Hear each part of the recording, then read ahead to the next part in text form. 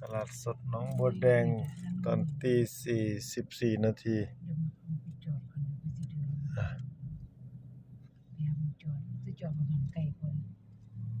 โอ้พ่อค้าแม่ขายจอดรถลงของกันกินพื้นที่เครื่องเล่นเลยเป็นที่จัดงานบุญกระทูบอำเภอหนองบัวแดงช่วงออกพรรษาเดือนตุลาที่ผ่านมา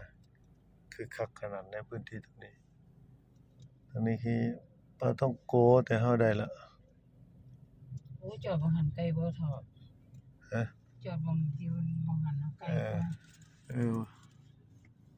จะไปจอดไหนล่ะเนี่ยมีผักขายแถวนี้มีเลี้ยวซ้ายไปเด้อไฟก็ไม่มีที่จอดหรอกเลี้ยวซ้ายไปเด้อมันขาย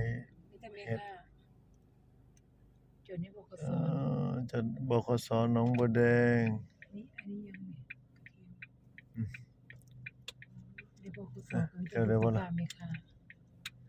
ไปเดี๋ยวไปบขส.หนองบัวแดงโอ้แต่ดูสิจอดตอนกลางเว้นก็สิเปลี่ยนไปเป็นรถโดยสารแต่ว่ารถโดยสารก็สิน้อยลงแล้วหลักๆก็สิมีแต่หนองบัวแดงชัยภูมิแหละรถเข้าหมู่บ้านจากหนองบัวแดงกัน100 ล้อแล้วมื้อนี้เพราะว่าคนส่วนหลายเขามีรถส่วนตัวกันอำเภอหนองบัวแดงเป็นอำเภอที่มีภูเขาโอบล้อมมีความอุดมสมบูรณ์ของทรัพยากรธรรมชาติโอ้นี่แค่ตรงนี้ที่จอดน้อย